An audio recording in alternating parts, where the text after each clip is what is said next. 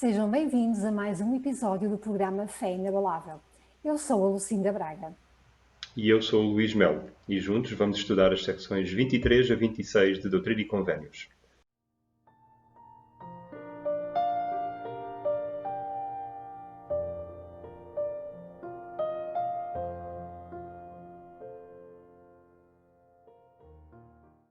Recordamos que, apesar de tentarmos estar sempre em harmonia com as doutrinas oficiais da Igreja de Jesus Cristo dos Santos dos Últimos Dias, as opiniões expressas neste programa são pessoais e não vinculativas. E hoje temos uma convidada especial, a nossa irmã Natasha Melo, a quem muito agradecemos pela sua disponibilidade e damos calorosas boas-vindas. Bem-vinda, Natasha. Obrigado. Estou feliz de estar aqui com vocês, com o Luís, com o meu irmão, claro, e de conhecer a Lucinda, e especialmente de termos uma audiência portuguesa. Normalmente não falo a uma audiência portuguesa, não falo português do Evangelho, e então estou feliz, estou contente. Ótimo, Obrigada. para nós também é um prazer. E a Natasha está-nos a falar diretamente dos Estados Unidos. E na próxima semana vamos ter também dois convidados especiais. Diretamente de Frankfurt, na Alemanha, vamos ter o casal Abel e Paula Chaves. Vamos então começar com as perguntas para este programa. Número 1. Se o meu líder não estiver a agir bem, devo apoiá-lo? Número 2. Por que Deus permite que tenhamos tantas provações e dificuldades? Número 3. As mulheres usam o sacerdócio? Como contexto histórico esta semana, dizemos-vos o seguinte. Em abril de 1830, pouco depois da Igreja ter sido organizada, Oliver Cowdery, Hiram Smith, Samuel H. Smith, Joseph Smith Sr. e Joseph Knight Sr. procuraram o profeta, querendo saber os seus deveres em relação à Igreja que tinha sido restaurada. E receberam por intermédio dele revelações individuais do Senhor. Quando essas instruções divinas foram publicadas pela primeira vez no Livro de Mandamentos, em 1833, eram 5 revelações separadas. Contudo, desde a publicação de Doutrina e Convénios, em 1835, elas foram combinadas numa única secção, que é a Doutrina e Convénios 23. No final de junho de 1830, Joseph Smith, Emma Smith, Oliver Cowdery, David Whitmer e John Whitmer viajaram de Harmony, Pensilvânia, para Colesville, em Nova York, a fim de visitar os membros da Igreja e outros fiéis. No sábado, 26 de junho, construíram uma represa num riacho em preparação para os batismos que ocorreriam no dia seguinte, no domingo. Mas uma turba hostil destruiu-a durante a noite. Na segunda-feira pela manhã, a represa foi construída e 13 pessoas foram batizadas, inclusive Emma Smith. Assim que os batismos foram realizados, entretanto, um grupo de cerca de 50 homens aproximou-se, insultando e ameaçando fazer mal aos santos. Naquela noite, os santos reuniram-se para confirmar os que haviam sido batizados naquele dia. Mas antes que as confirmações pudessem ser realizadas, Joseph Smith foi preso sob acusação de ser um desordeiro e de colocar a região em alvoroço por pregar acerca do Livro de Mórmon. Joseph Smith e Oliver Cowdery fizeram outra tentativa de reunir os recém-batizados em Colesville, mas uma multidão reuniu-se logo que eles chegaram. Joseph e Oliver foram obrigados a fugir, escapando por um triz da multidão que os perseguiu por toda a noite. Em julho, após terem voltado para Harmony, Joseph e Oliver receberam a revelação que se encontra em Doutrina e Convénios 24. Vamos então começar por discutir já Doutrina e Convénios 23, e aqui no versículo 1 temos algumas palavras que são dirigidas a Oliver. Eis que te digo algumas palavras, Oliver. Eis que abençoado és, e não estás sob condenação alguma. Acautela-te, porém, contra o orgulho, para que não caias em tentação. Se vocês se recordam, em Doutrina e Convénios 18.8, Oliver já tinha sido admoestado contra o orgulho. Já lhe tinha sido dito que ele deveria tomar atenção a esta situação do orgulho. Na verdade, quando nós olhamos também para a secção 24, no versículo 11, em mim terás glória e não em ti mesmo. Mais uma vez, uma admoestação a Oliver, tem cuidado com o orgulho. Eu vou voltar aqui a 23.1. Num discurso que foi feito na Conferência Geral de outubro de 2017, o elder Gary E. Stevenson, do Quórum dos 12 Apóstolos, disse o seguinte: o orgulho é o oposto da humildade, que é a disposição de nos submetermos à vontade do Senhor. Quando somos orgulhosos, temos a tendência de tomarmos a honra para nós, em vez de a conceder aos outros e até mesmo ao Senhor. O orgulho costuma ser competitivo. É a tendência de procurar obter mais e achar que somos melhores do que os outros. O orgulho, com frequência, gera sentimentos de raiva e ódio e faz com que a pessoa guarde rancor e não perdoe. Contudo, o orgulho pode ser substituído pela humildade, um atributo de Cristo. Oliver, nós já dissemos desde o início, era uma pessoa que tinha estudos e Joseph Smith, em comparação, era uma nulidade intelectual em relação a ele. Oliver pensava, e existem declarações dele registadas por outros membros que viveram na mesma altura, em que ele demonstra precisamente isso, uma tendência que ele tinha inerente a ele próprio, de às vezes pensar que as coisas com ele iriam funcionar muito melhor, ou pensar que as coisas só estavam a funcionar bem por causa da intervenção dele. E o Brigham Young disse na altura que fez a seguinte declaração, ele diz: vi homens que pertenciam a este reino e que realmente pensavam que caso não fizessem parte dele, ele não progrediria. Havia um homem em particular no qual penso agora, que era especialmente dotado de autoconfiança e aptidões em geral. Ele disse muitas vezes de forma indireta que este reino não mais progrediria caso ele o abandonasse. Falo de Oliver Cowdery. Ele abandonou o reino, que assim mesmo continuou a crescer e triunfou sobre todos os inimigos, mantendo em segurança aqueles que permaneceram fiéis. É interessante, Lucinda, que tenhas mencionado essas palavras de Brigham Young, porque Wilford Woodruff estava presente quando Oliver mais tarde abandonou a igreja. Sim, sim. E nessa altura ele registou que Oliver desafiou o profeta e que lhe disse: se eu sair desta igreja, ela cairá. Joseph Smith na altura respondeu: Oliver, podes tentar. Oliver tentou e foi ele que caiu. Eu queria dizer também que não foi só o Oliver que foi chamado para prestar atenção ao orgulho, mas Emma também, na secção 25. Secção 25, tem Emma também, acho que as palavras foram cautela-te contra o orgulho. Emma era também uma pessoa educada, uma pessoa que sabia ler, que aprendeu a escrever, uma pessoa que veio de um ambiente, não era rico, mas era muito melhor do ambiente em que Joseph, que os Smiths, que a família vivia.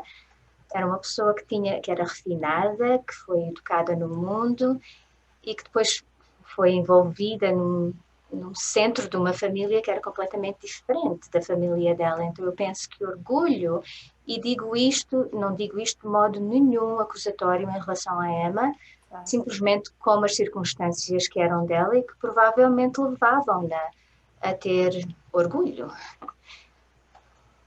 A maneira como Emma, no fim da sua vida, numa entrevista que ela deu ao seu filho, se referiu a Joseph Smith, e isto é interessante, que ela estava a prestar testemunho do homem como profeta, do seu marido como profeta, mas ao mesmo tempo estava a dizer, ele era um ignorante.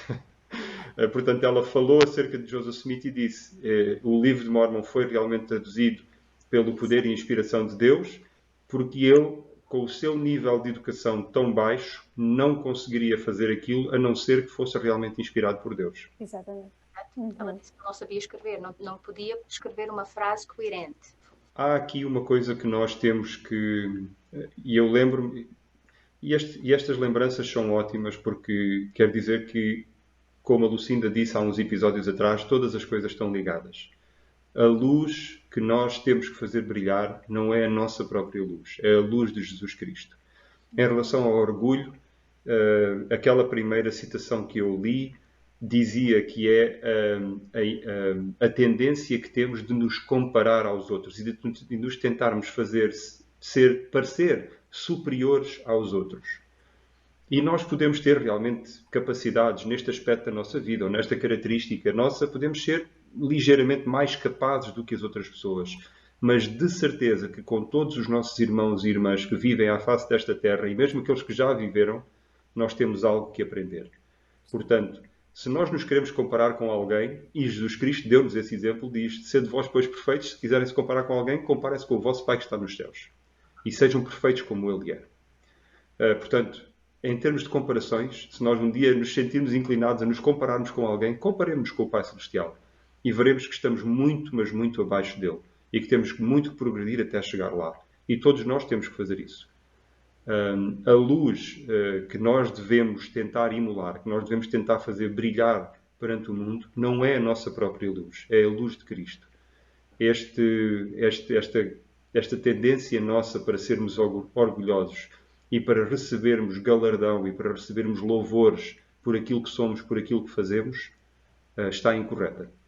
O que nós devemos fazer, e eu já disse isto no episódio passado, e isto é difícil de fazer, é fazer as coisas de maneira a que a glória seja dada a Deus, seja dada a Cristo e não a nós. Portanto, o orgulho é uma pedra de tropeço. Foi uma pedra de tropeço para o Oliver, poderia ter sido uma pedra de tropeço também para Emma, e para cada um de nós pode ser também uma pedra de tropeço com a qual temos que ter muito cuidado.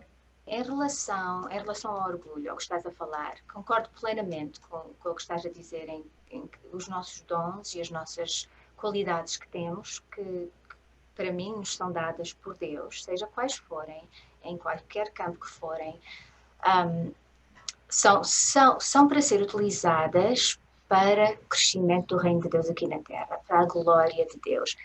É preciso ter cuidado. Às vezes, quando falamos sobre o orgulho, passamos para uma parte que é uma humildade falsa, que é, em vez de termos... Porque eu tenho confiança em quem eu sei quais são os meus talentos, eu sei o que é que eu faço bem, eu sei o que é que eu faço mal, eu sei quais são as coisas preciosas que Deus me deu, e sei também que com a ajuda de Deus, que estes meus talentos ou que as minhas fraquezas podem ser amplificadas e podem melhorar e crescer. Agora, a parte essencial disto aqui é esta humildade falsa que nós às vezes temos, não é produtiva também, porque é bom nós sabermos quais são as nossas qualidades quando reconhecemos com gratidão que essas qualidades vêm de Deus, para que nós possamos ajudar, ser trabalhadores na vinha do Senhor e ajudar o reino a crescer aqui na Terra.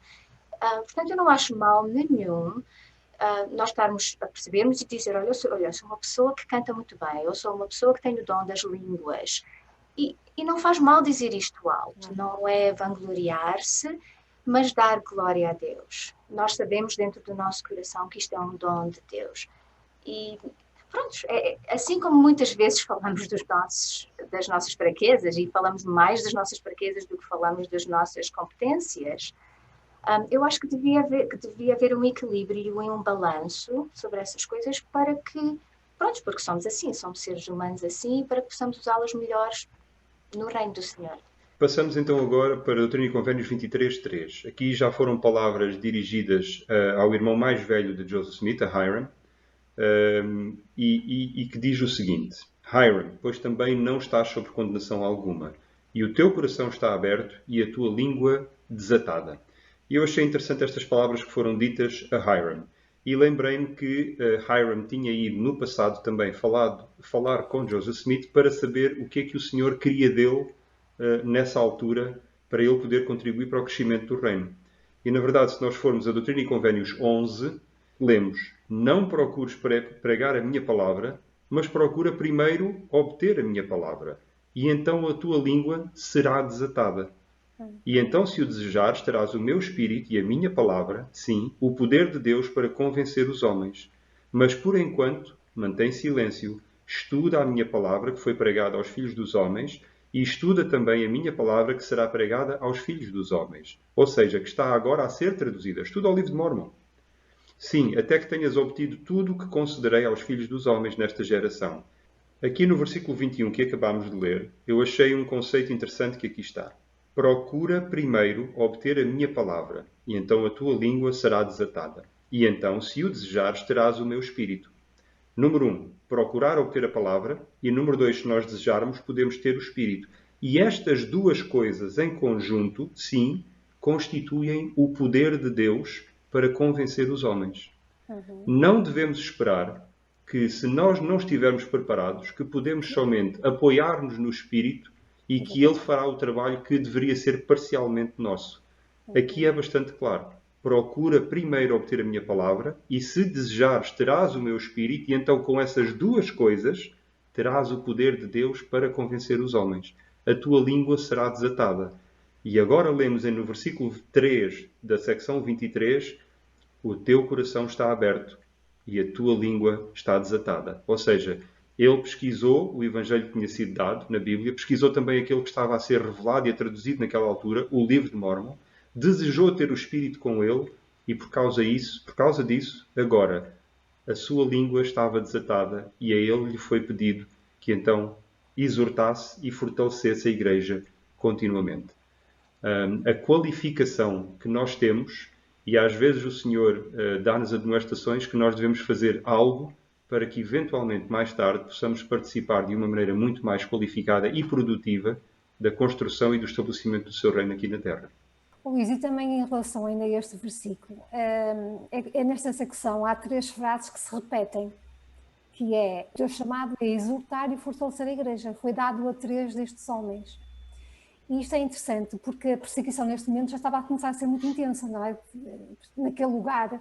E então estas revelações foram dadas com o intuito de fortalecer e instruir estes homens que agora iriam partir para o campo missionário, não é? Iriam para começar a divulgar a palavra. Então, mas estas palavras, estas secções também nos podem ajudar a nós, quando muitas vezes nos sentimos incapazes ou quando precisamos de instrução para a nossa vida, ou para saber como resolver ou como proceder na obra do Senhor. Isto são palavras de consolo também para nós, membros da Igreja, que muitas vezes precisamos de ser confortados desta maneira. E o mesmo foi dito a Emma também na secção 25, foi de explicar as Escrituras e exortar a Igreja. Portanto, a mesma coisa que foi dita a Emma. Esse trabalho não é exclusivo para homens ou para mulheres ou para líderes. É um trabalho que é incumbido pelo Senhor a cada um de nós. Nós devemos fortalecer-nos, tal como foi dito a Hiram Smith inicialmente na secção 11. Devemos fortalecer o nosso conhecimento, devemos fazer um esforço sincero para estudar e para nos capacitarmos. Eu gosto muito desta palavra tirada diretamente do espanhol, os nossos irmãos espanhóis é que dizem capacitar. Mas eu gosto muito desta palavra. É verdade. O Senhor capacita-nos. Exatamente. Portanto, eu gosto muito desta palavra porque realmente nós temos que nos capacitar, temos que aumentar o nosso potencial, aumentar a nossa capacidade de fazermos a obra do Senhor. E quando aliamos isto ao Espírito Santo, que se desejarmos podemos ter através das nossas obras, através das nossas orações, através de cumprirmos os convénios que fazemos, então tornamos-nos em ferramentas muito mais eficazes nas mãos do Senhor para que Ele possa aqui na Terra fazer o seu trabalho. Ok, eu gostava também de falar sobre uma frase que se repete, começa no versículo 3 e que se repete durante esta secção, que é dita também a Emma, que os seus pecados são perdoados, e a frase é: não estás sob condenação alguma. E esta frase é dita a 4 pessoas, penso eu. Portanto, é a Hiram, a Samuel, ao pai de Joseph Smith, a 3 pessoas. E depois é dito a seguir a Joseph Smith na secção seguinte que os pecados dele são perdoados. E depois é dita a Emma, é dita a Emma que os seus pecados são perdoados. Quando uma pessoa se sente condenada, justificadamente ou sem ser justificada, nós somos menos do que aquilo que nós podemos ser. Nós estamos completamente virados para dentro de nós, psicologicamente, emocionalmente, e perdemos a capacidade de estar abertos ao mundo, não só para darmos o melhor de nós, o melhor que nós somos ao mundo, mas também para que o mundo nos dê a nós o melhor que o mundo nos tem para dar. E quando eu digo mundo, estou falando de Deus, estou falando do Espírito Santo, estou falando de experiências à nossa volta, de outras pessoas. Acho que vou partilhar esta experiência. Portanto, eu tive uma altura em que estive afastada da igreja. Foi um período para aí de 10 anos, mais ou menos 10 anos, em que estive afastada da igreja. E quero clarificar que o facto de ter estado afastada da igreja foi afastada da atividade da igreja, de ir à capela, de ter um chamado, de participar nas atividades da igreja. Não estive afastada de Deus, não estive afastada de Jesus Cristo. Sempre gostei de aprender, sempre li as minhas escrituras. Pronto. Não estive afastada de Deus, quero clarificar isso. E sempre me senti guiada e confortada e abraçada durante esse tempo. Quando chegou a altura que senti e que fui dirigida a voltar à igreja, que estava na altura de voltar a ter atividade na igreja, foi difícil para mim deixar esta condenação que carregava comigo há tanto tempo. Aliás, antes de começar a voltar para a igreja, antes de começar o processo que se segue na igreja de ser aceito na igreja e de voltar à igreja, antes disso eu já tinha recebido a confirmação de que estava perdoada. Veio-me essa confirmação através do Espírito Santo, veio-me através da graça de Jesus Cristo, da expiação de Jesus Cristo. Eu sabia isso intelectualmente, eu sabia que tinha recebido essa confirmação. Depois de ouvir as palavras do meu bispo, continuei. Aquele peso, aquela condenação continuei a carregar. Eu acordava de manhã e por um bocadinho eu estava bem, mas depois voltava. Mas o que é isto? Porquê que tenho esta dor? E um dia estava absolutamente angustiada, porque sabia que não precisava de carregar mais essa dor. Sabia na minha mente, sabia no meu coração que não preciso mais de carregar essa dor. Entretanto, o peso estava lá. Punha a mochila todos os dias, com as pedras na mochila e carregava essa mochila todos os dias. E não me conseguia lembrar, não me conseguia livrar desse encargo, dessa condenação. Então um dia estava a orar, angustiada, completamente angustiada, e a perguntar a Deus, mas porquê? Porquê que eu continuo a sentir isto? Porquê que eu não posso estar livre desta dor que sinto constantemente e que me acanha e que me reduz e que me minimiza? E enquanto estava nesse processo de oração, isto é uma experiência bastante sagrada para mim, vi na minha mente Jesus Cristo ajoelhado a orar e eu à frente dele, e ele levantou a cara e olhou para mim e não disse nada, mas o olhar dele para comigo foi o olhar mais amoroso, cheio de caridade e que me aceitou exatamente como eu sou, como eu era, como eu serei no futuro. Quer dizer, não há palavras para descrever, foi um envolvimento em amor, em caridade, em misericórdia que eu nunca tinha sentido na minha vida. E depois a segunda parte dessa experiência, que para mim precisava de ter acontecido, porque parte daquela condenação que eu carregava era a condenação de mim mesma para mim mesma. Autoimposta. Exatamente, exato. Foi ver-me a mim mesma saída de mim e eu a olhar para mim com esse mesmo amor, com essa mesma misericórdia, com essa mesma aceitação. E esses dois componentes é que foi automático.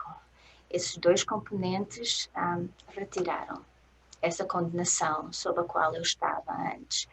E acordei no dia seguinte e a minha mochila estava vazia, já não tinha pedras. E a partir daí eu senti-me livre, e a palavra livre é a palavra exata aqui. É um pássaro a voar. Eu senti-me livre de ser quem eu sou. Senti-me livre de dizer as coisas que estão dentro de mim, ou que estavam dentro de mim, que sentia a necessidade de dizer e que agora sentia que podia dizer. Senti-me livre de poder, ser a pessoa, ser a filha de Deus que sei que eu sou e que Ele sabe que eu sou. E foi uma liberdade incrível. E eu penso que o que eu quero dizer aqui, que eu quero enfatizar aqui, é que esta condenação, há lugar para esta condenação, há divine condenação ou culpa divina que nos leva ao arrependimento, que nos leva a melhorar, que nos leva a deixar as coisas do passado, que é necessária para nós sentirmos. Mas quando continua depois do momento em que sabemos que somos perdoados, isso não é produtivo, não vem do Senhor. E quer dizer que nós não aceitamos essa expiação que é feita por nós. Portanto, cabe-nos a nós e cabe a Jesus Cristo, que sem Jesus Cristo eu não teria recebido esta bênção. Nós aceitarmos este sacrifício que foi feito por nós e realmente acreditarmos que foi feito por nós, e depois vivermos uma vida que reflete que somos pessoas redimidas, que somos pessoas livres e que não estamos mais atrás de uma prisão, que não temos grades à nossa frente, que não temos algemas nas mãos. A descrição que fizeste, Natasha, desse teu processo é a descrição perfeita dos frutos do arrependimento. Jesus Cristo quer que nós tenhamos fé nele, fé na sua capacidade. Ele já nos deu o presente e nós falámos disto há uns episódios atrás, e nós temos somente que aceitar o presente. Outra coisa que ele disse também e que foi perfeitamente ilustrado naquilo que tu disseste é que ele prometeu que quando nós nos arrependêssemos, ele não mais se lembraria dos nossos pecados. Não era que nós não nos lembraríamos, mas que ele não mais se lembraria dos nossos pecados. E ele realmente olhou para ti e disse: eu já esqueci, eu já apaguei. Isso na minha memória já foi, mas na tua tem que deixar de ser também. Exato. E mais uma vez, isso só acontece pelos passos do arrependimento, mas também pela nossa fé em Jesus Cristo e na capacidade do seu sacrifício expiatório em perdoar-nos, em conceder-nos o perdão e a redimir-nos da queda que seria certamente imposta sobre nós caso nós não nos arrependêssemos, caso ele não tivesse feito o seu sacrifício expiatório. Estas palavras aqui nestes versículos que tu leste, não estás sobre condenação alguma. Uau! Ganharam agora uma luz nova, um significado novo. Estas são as palavras que eu quero ouvir de Jesus Cristo durante a minha vida várias vezes, mas certamente quando chegar um dia perante Ele, e eu quero que Ele diga, devido ao teu arrependimento, não estás sobre condenação alguma. Que revelação fantástica foi dada a estes homens. Lucinda, tu tinhas também qualquer coisa para dizer? Não, eu só ia dizer à Natasha e agradecer pelo testemunho dela e pela experiência que ela partilhou aqui connosco, porque muitos de nós encontramos na mesma situação que a Natasha se encontrou há uns tempos atrás. E nós somos muitas vezes os maiores carrascos de nós próprios. Nós não nos conseguimos perdoar. Temos que nos lembrar que não é através do nosso arrependimento que nós vamos ouvir estas palavras, é através da expiação de Jesus Cristo, porque nós podemos fazer tantas coisas e podemos tentar redimir-nos a nós próprios através das nossas ações, mas no fim e no percurso todo não é o que nós fazemos, se bem que isso tenha um impacto, mas no fim nós somos redimidos através da expiação de Jesus Cristo. É isso que nós temos que lembrar, a glória é dele. Outra coisa que eu queria dizer é que não somos só limpos, portanto eu posso varrer a minha casa e posso limpar a minha casa e a minha casa fica limpinha. Agora, o que Jesus Cristo também faz, além da minha casa estar limpa, Jesus Cristo decora a minha casa. Jesus Cristo faz a minha casa bonita, põe toques aqui, põe toques ali, que edificam, que me fazem sentir bem, que se transforma num lar. E é isso que Jesus Cristo nos faz a nós, é isso que o perdão nos traz. É essa liberdade não só de sermos limpos, de não haver mais aquele sangue, aquele vermelho que se transforma branco como a neve, mas depois ficamos lindos, transformamos em criaturas que são novas em Jesus Cristo e que, pronto, somos pessoas diferentes e que somos pessoas que somos embelezadas. Nós falámos na semana passada sobre a justificação e sobre a santificação pelo sacrifício de Jesus Cristo. E é precisamente aquilo que estás a descrever. Somos justificados e somos perdoados dos nossos pecados, somos limpos, mas depois, mais do que isso, somos santificados. Somos então a nossa casa decorada por Jesus Cristo, os nossos esforços são magnificados pelo poder da sua expiação e nós tornamos-nos meramente de seres que estão na estaca zero, mas passamos a estar muito à frente por causa do seu sacrifício expiatório. Em relação, aqui no versículo 20, no versículo 6 da secção 23, diz assim: eis que te declara Joseph Knight por estas palavras que deves tomar tua cruz e ao tomá-la deves orar vocalmente perante o mundo, assim como em segredo e no seio de tua família e entre teus amigos e em todos os locais. O que eu gostava de ressaltar aqui é a frase que ele diz que deves tomar a tua cruz. Na tradução de Joseph Smith da Bíblia, de Mateus 16, 25, 26, o próprio Jesus Cristo explicou o significado desta afirmação, ou seja, o que é carregar a nossa cruz. E ele diz assim, no versículo 25, então disse Jesus a seus discípulos, se alguém quiser vir após mim, renuncie-se a si mesmo, tome sobre si a sua cruz e siga-me. E no 26 ele diz, e eis que tomar um homem a sua cruz significa negar-se a toda a iniquidade e a toda a concupiscência mundana e guardar os meus mandamentos. O próprio Cristo está a dizer o que é carregar sobre si a cruz. E James Talmage, ele diz, a cruz de uma pessoa pode consistir principalmente em abster-se de praticar os erros a que está inclinada, a do outro em fazer aquilo em que costuma omitir-se.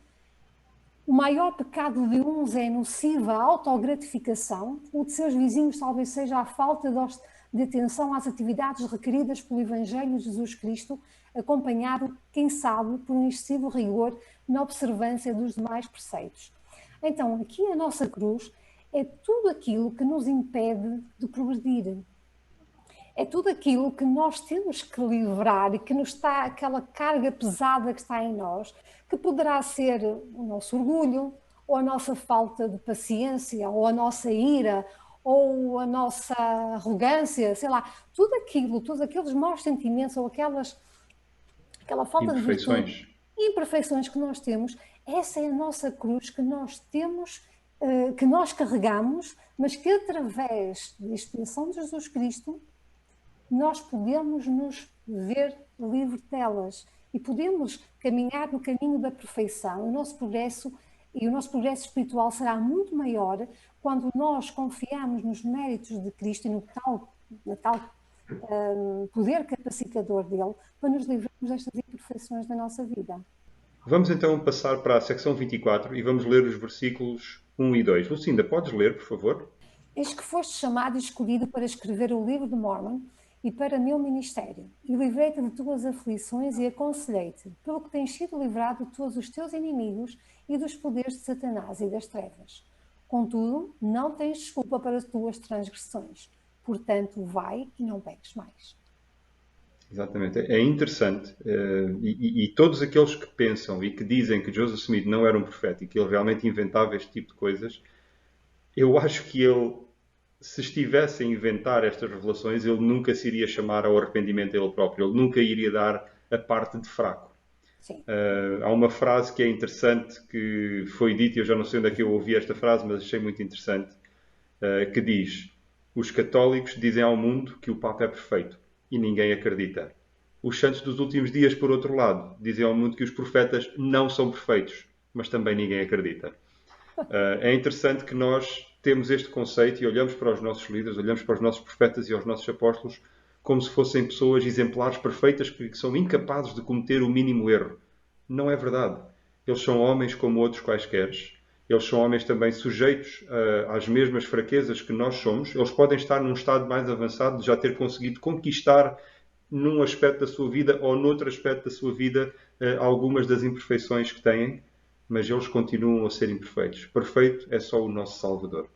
Portanto, quando aqui Joseph Smith, o Senhor lhe diz: não tens desculpa para as tuas transgressões, não há nada que justifique as coisas erradas que tens feito, é verdade. E todos os profetas, de certeza absoluta, que já ouviram uma ou mais vezes o Senhor a dizer-lhes isto precisamente. E quem diz os profetas, diz os nossos presidentes de estaca, os nossos bispos, os nossos presidentes dos coros, os nossos presidentes da Sociedade de Socorro. Não podemos olhar para eles com uma régua que seja mais reta e mais comprida do que aquela que utilizamos para nos medir a nós próprios. Portanto, a mesma bitola que o Senhor utiliza para medir os nossos líderes é a mesma que utiliza para medir a nós. E eles, de certeza, que estão tão aquém da medida e da estatura completa do seu potencial como nós estamos. Não devemos esperar deles mais do que aquilo que esperamos de nós próprios. Em relação a esse assunto também, Luís, sobre os líderes da Igreja, as pessoas em geral, quer sejam líderes da Igreja ou não, pronto, que nós temos a tendência, claro, de olhar para pessoas que sejam em liderança, tanto na Igreja como no mundo, e de lhes dar qualidades que são muito perfeitas ou de ignorar as coisas que são imperfeitas. Para mim, isso é uma perspectiva bastante unhealthy. Sim, pouco saudável e até perigosa, eu diria. Portanto, eu penso que temos que ter essa perspectiva, não podemos esperar, como tu estavas a dizer, Luís, não podemos esperar perfeição, não é justo, não é honesto. E não é realidade. E os líderes da Igreja precisam não apregoar os seus pecados dos púlpitos, nem ninguém fazer isso, mas sermos pessoas mais reais, sermos pessoas mais honestas, porque se não somos, assustamos a nossa juventude quando pomos estas imagens lá para fora e quando a nossa juventude começa a ver coisas de uma maneira diferente e a ter experiências no mundo, eles dizem: não, mas a vida não é assim, não tem nada a ver com isto. E depois afastam-se. O estudo desta semana acaba, na verdade, com a secção 26. E na secção 26 fala acerca de fazer as coisas por comum acordo. E nós iremos falar acerca disso. Mas há aqui algumas escrituras que eu gostava de ler. Em Doutrina e Convênios 6, que nós já discutimos este tópico, Doutrina e Convênios 6, de 18 a 19, nós lemos uma coisa que foi dita a Oliver Cowdery, aquele homem que acabou de ser admoestado para ter cuidado com o orgulho. Portanto, é dito isto a Oliver Cowdery em relação a Joseph Smith. Portanto, ser diligente. Apoia fielmente o meu servo Joseph em qualquer circunstância difícil em que se encontrar por causa da palavra. E agora vem a parte interessante. Admoesta-o, ou seja, corrige-o, chama a atenção dele a respeito das suas faltas e aceita também as suas admoestações. Aqui está uma relação saudável com os nossos líderes. Aceitar as admoestações deles, certamente, não como se fossem um ser perfeito, mas aceitar as admoestações deles porque eles foram chamados e incumbidos desta missão de nos admoestar. Mas, quando nós levantamos a mão para apoiar um líder, quer dizer também que quando nós vemos as suas faltas, nós iremos admoestá-los e chamar a atenção deles. Em 1 Néfi 16, no versículo 20, lemos: E aconteceu que Lamém, Lemuel e os filhos de Ismael começaram a murmurar muito por causa dos seus sofrimentos e aflições no deserto. De Lamém e Lemuel nós já esperávamos isto. Mas agora vem a parte interessante. E o meu pai, diz Néfi, também começou a murmurar contra o Senhor seu Deus. Sim, e estavam todos extremamente aflitos a ponto de murmurarem contra o Senhor. O arco de Néfi tinha-se acabado de partir, eles não conseguiam apanhar comida para comer, e não só os irmãos de Néfi murmuraram, mas também o profeta murmurou.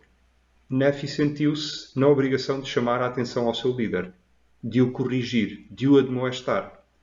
Mas vejam a maneira como ele fez.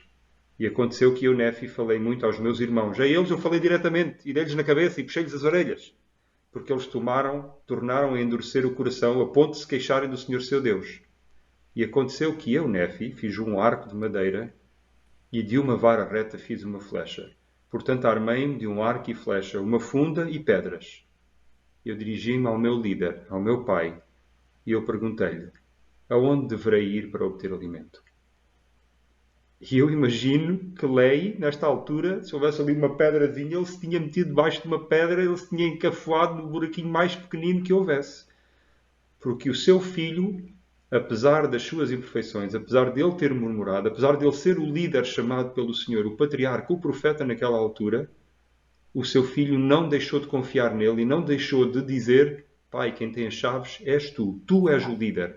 Aonde é que eu tenho que ir para poder obter alimento? E esta é a maneira como nós devemos, porque levantamos o braço, porque prometemos apoiar. Nós não estávamos a sancionar o chamado de ninguém. Nós estávamos a prometer apoio àquele líder. E quando prometemos apoiar aquele líder, é quase como um casamento. Nos bons momentos e nos maus momentos. Okay? E quando eles têm um mau momento, nós devemos cuidadosamente, como Néfi fez, escolher as nossas palavras e demonstrar que sabemos que eles têm as chaves, que o chamado deles por causa do erro não deixou de existir, que nós não esperamos deles a perfeição e que estamos dispostos a segui-los na retidão. E quando nós falamos com os nossos líderes desta maneira, os nossos líderes, sim, vão certamente reconhecer os erros que eles têm, naturalmente, e vão se melhorar e vão conseguir encontrar e reconciliar-se com eles próprios e crescer e ajudar-nos a nós também a crescer. Portanto, a pergunta número 2 que nós fizemos, se nós devemos continuar a apoiar os nossos líderes quando eles não agem bem, sim, devemos. E existe uma maneira correta de falar com eles, mas não devemos desistir deles porque eles cometeram um erro. Isto é uma coisa que nós não devemos fazer. Gostava de fazer um comentário também aqui. Duas coisas. A maneira correta de falar com as pessoas, seja os líderes, seja os nossos filhos, seja o nosso esposo ou esposa, é com as impressões do Espírito Santo. Quando somos... Pode ser com uma voz mansa, pode ser com uma voz firme, às vezes pode ser um grito, depende, desde que seja pela inspiração do Espírito Santo. Eu acredito, quer dizer, é preciso ter essa inspiração do Espírito Santo. E depois, não sei, acho que é a secção do sacerdócio, que fala mais do sacerdócio, 122. que diz quando se corrige, depois seguido de, não sei as Mostrar palavras, mostrar um maior amor Amor maior. por amor. aquele que acabaste de repreender.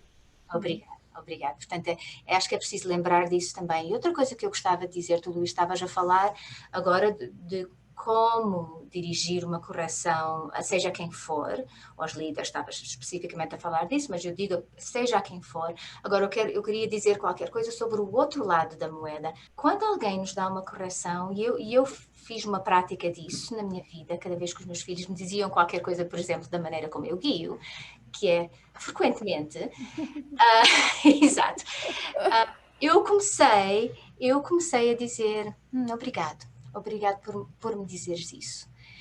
Tenho tido mais experiências disso com a Sofia, que é a minha filha mais nova e que, pronto, eu aprendi isto quando ela estava a viver ainda comigo e a Sofia começou a fazer a mesma coisa. Quando eu chamava a atenção à Sofia a qualquer coisa, a Sofia, então eu chego a casa, não lavaste a tua louça, tenho eu que fazer, ou sinto-me na obrigação de fazer porque não quero a cozinha assim toda suja.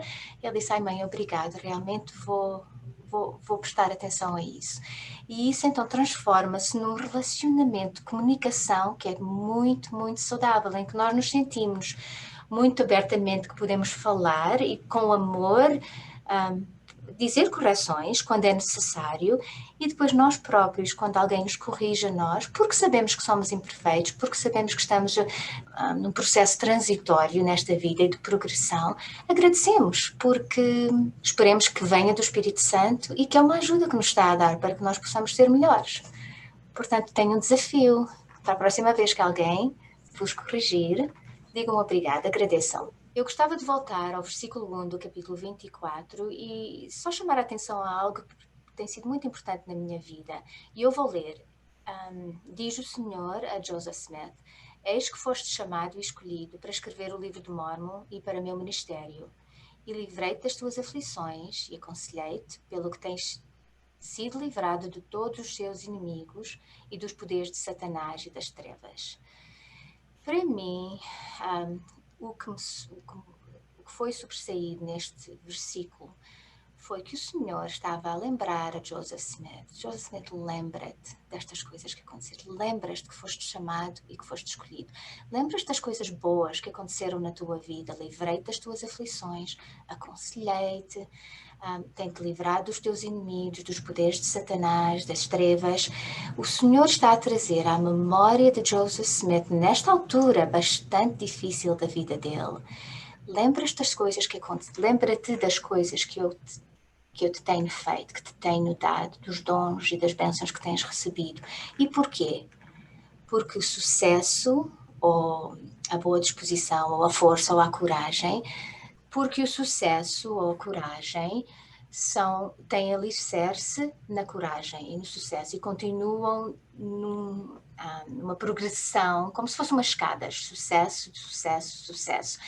E o Senhor está a lembrar a Joseph Smith, lembras destas coisas que aconteceram, para que ele se sinta encorajado, para que possa continuar.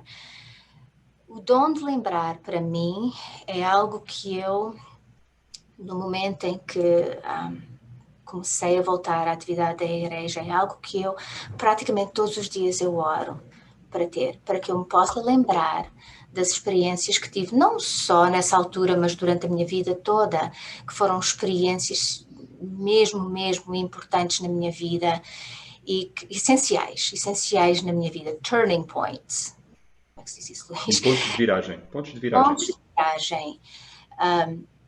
E eu oro para ter a memória dessas experiências, e isso para mim é um dom, especialmente como estou ficando mais velha e que o dom da memória me escapa várias vezes. Mais aprecio o dom da memória divina que me vem de Deus e que em momentos essenciais e momentos cruciais da minha vida que eu preciso que essas memórias me venham para que eu tenha força para ultrapassar obstáculos, para não sucumbir às tentações que tenho. O Elder Anderson falou na conferência de abril de 2020, falou sobre lembranças espirituais determinantes, eu diria essenciais, lembranças espirituais essenciais, E ele disse, conta várias histórias em como o Senhor trouxe à memória em momentos críticos na vida do presidente Nelson e de outras pessoas. E ele diz: vocês podem pensar a respeito das suas lembranças espirituais desta maneira. Trilhamos o nosso caminho ao longo da vida em constante oração, com uma determinação de guardar os nossos convênios e com o dom do Espírito Santo. Quando as dificuldades pessoais, ou dúvidas, ou desânimo escurecem o nosso caminho, ou quando as condições do mundo que estão fora do nosso controle nos fazem duvidar do futuro, as lembranças espirituais essenciais do nosso livro da vida são como pedras luminosas que ajudam a clarear o caminho adiante, assegurando-nos que Deus nos conhece, que Ele nos ama e que mandou o seu Filho Jesus Cristo para nos ajudar a voltar para casa. E isso para mim tem sido um dom incrível na minha vida. Incrível. E outro convite. Convido-os a orarem para terem este dom de lembrança. Se nós tivermos, como disse Alma no capítulo 5, se nós tivermos estas experiências espirituais ou seja o que for na nossa vida, podemos nos lembrar delas ainda, e eu quero sugerir que essa lembrança venha através do dom do Espírito Santo, que nos será dada em momentos em que mesmo precisamos dessas lembranças e que é um dom de Deus. Importantíssimo, eu penso que é importantíssimo na nossa caminhada aqui nesta terra de sermos abençoados com esse dom. Nunca tinha feito essa ligação desse papel do Espírito Santo, porque é dito que o Espírito Santo nos fará lembrar de todas as coisas, mas nunca tinha feito a ligação desse papel crucial do Espírito Santo, nos fazer lembrar todas as coisas, com a palavra e o termo que é referido também ao Espírito Santo, que é o Consolador. Portanto, que essa lembrança das maneiras como o Senhor resolveu e a mão dele esteve na nossa vida de uma maneira tão positiva no passado, pode servir para nos consolar em situações reais, hoje em dia, nas quais possamos necessitar de conforto e de consolo. Precisar delas. Vamos passar então para a Doutrina e Convênios 24, e aqui no versículo 8 fala de um tópico que eu acho que é muito importante para todos nós, e estamos a passar neste momento por uma pandemia, e todos nós estamos a passar certamente por aflições que temos que suportar. E aqui diz: sê paciente nas aflições, pois terás muitas, suporta-as, contudo, pois eis que estou contigo até ao fim dos teus dias. E o Senhor esteve realmente com Joseph Smith até ao fim dos seus dias. Porquê é que o Senhor permite que nós soframos tantas aflições? Porquê é que o Senhor, sendo omnipotente, podendo fazer tudo pelos seus filhos, se nós somos a sua obra e a sua glória, se é nele que ele obtém a felicidade, se é em nós que ele obtém felicidade, porquê é que ele permite que nós passemos por tantas provações? Falando acerca das provações, na Conferência Geral de abril de 2018, o elder Lynn G. Robbins, que é da Presidência dos 70, identificou 4 objetivos principais para as provações que nós temos. E eu passo a ler. Talvez nos questionemos, se tanto Nefi quanto Moisés estavam a serviço do Senhor, por que é que o Senhor não interveio e os ajudou a ter sucesso na primeira tentativa? Por que é que Ele permitiu que eles, e por que é que Ele permite que nós, tenhamos tantas dificuldades e fracassemos nas nossas tentativas de ter sucesso? Entre as muitas respostas importantes a essa pergunta, aqui estão algumas. E ele agora então aponta os 4 pontos. Primeiro, o Senhor sabe que todas essas coisas, todos esses fracassos, nos servirão de experiência e serão para o nosso bem. Segundo, para permitir que provemos o amargo, para podermos apreciar e dar valor àquilo que é bom e doce. Terceiro, para provar que do Senhor é a guerra e que é pela sua graça que podemos realizar a sua obra e nos tornarmos como Ele é. E número 4, para nos ajudar a desenvolver e a aperfeiçoar muitos atributos de Cristo que não poderiam ser purificados, e eu digo inclusivamente destilados, exceto por meio da oposição e na fornalha da aflição. Ele continua e diz: em 1970, no meu primeiro ano da BYU, matriculei-me num curso de Fundamentos da Física para iniciantes, ministrado por Jeff Bailiff, um professor extraordinário. Após terminar cada módulo do curso, ele aplicava um teste. Se um aluno tivesse um 3, e se quisesse uma nota maior, o professor Bailiff permitia que o aluno fizesse uma prova de recuperação sobre o mesmo material. Se o aluno tirasse um 4 na segunda tentativa e ainda assim estivesse insatisfeito, ele poderia fazer uma outra prova, uma terceira vez e uma quarta, e assim por diante. Ele concedia-nos inúmeras, infindáveis segundas chances. Ele ajudou-me a ter sucesso e finalmente a conseguir tirar um A naquela disciplina. Ele era um professor excepcionalmente sábio que inspirou os seus alunos a continuar a tentar, a considerar o fracasso como um tutor, não como uma tragédia, a não ter medo do fracasso, mas a aprender com o fracasso. Recentemente eu telefonei para esse grande homem, 47 anos depois de ter feito o meu curso de Física, e eu perguntei-lhe porquê que ele estava disposto a permitir tentativa após tentativa, tentativas ilimitadas aos alunos para que melhorassem na sua nota. E ele respondeu: eu queria estar do lado dos alunos. E é assim que o Senhor, e é assim que Deus age para conosco. Falhaste agora, Lucinda? Não há problema, tenta outra vez. Não estás satisfeita com a nota? Tenta mais uma vez. Queres mais 10 tentativas? Toma lá mais 10. Podes tentar até ao resto da tua vida. Se não estás satisfeita como estás agora, continua a tentar. Ainda que por vezes possas reprovar vez e vez e vez sem fim, as tentativas estão sempre abertas. Apocalipse 7, 14, diz-nos: e eu disse-lhe, e isto era João a ter esta entrevista com o Senhor, e ele vê aquelas pessoas que tinham herdado o reino celestial, que se iam sentar à direita do Senhor. E eu disse-lhe: Senhor, tu sabes. E ele disse-me: estes, aqueles que estão à minha direita, são os que vieram de grandes tribulações e lavaram as suas vestes e as branquearam no sangue do Cordeiro. Por isso eles estão diante do trono de Deus e servem-no de dia e de noite no seu templo. E aquele que está assentado sobre o trono estenderá o seu tabernáculo sobre eles, protegê-los-á. Não mais terão fome, nem mais terão sede, nem sol, nem calor algum cairá sobre eles, porque o Cordeiro que está no meio do trono os apacentará e lhes servirá de guia para as fontes vivas das águas. E Deus enxugará dos seus olhos toda a lágrima. Aqueles que aqui na terra passarem por estas tribulações e por estas aflições, certamente darão um grande valor e um grande apreço a serem liderados pelo Cordeiro, a terem os seus olhos enxutos pelo próprio Cordeiro e a não terem mais sol e a não sentirem mais provações, porque aqui passaram e podem dar um grande valor quando a não tiverem. E quando a fonte deste grande alegria, quando a fonte desta paz para as suas almas for o próprio Salvador. Sem estas provações aqui, não teríamos a capacidade de dar o valor que um dia teremos à paz, ao consolo, ao conforto que teremos na presença de Deus. Essa é mais uma das razões pelas quais o Senhor permite que aqui na Terra passemos por estas provações.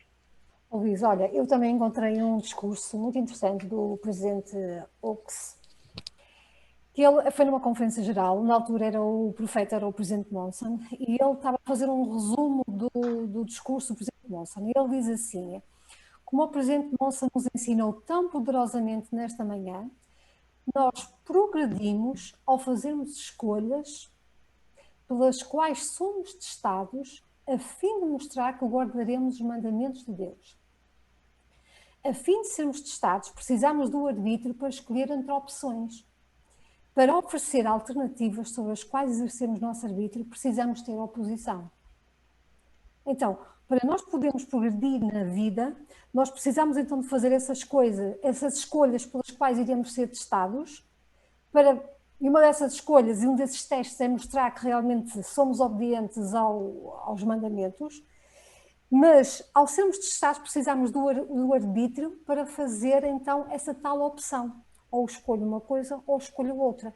E essas opções alternativas, uma delas é sempre a oposição, porque eu tenho sempre que escolher duas coisas. Entre duas coisas. Entre duas coisas. Então, a oposição é que nos vai permitir usar o arbítrio face às opções que nós temos, às alternativas que nós temos.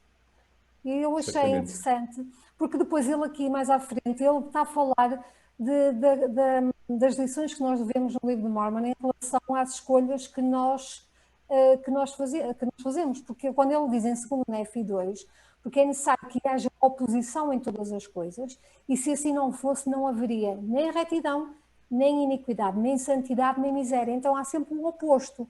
E nós temos que fazer sempre as escolhas. O nosso arbítrio obriga-nos a fazer uma escolha. E dentro das várias opções. E então até aqui diz, o Senhor concedeu-nos, portanto, que o homem agisse por si mesmo, e o homem não poderia agir por si mesmo, a menos que fosse atraído por um ou por outro. Então, a oposição é necessária na vida para que nós possamos progredir, porque só assim é que nos iremos aperfeiçoar, e só assim é que nós podemos ser testados e podemos mostrar ao Senhor realmente de que fibra somos feitos e como nós também queremos, o que é que nós queremos ser, naquilo que nós nos queremos tornar, neste caso, aceitáveis ao Senhor, não é? Uhum.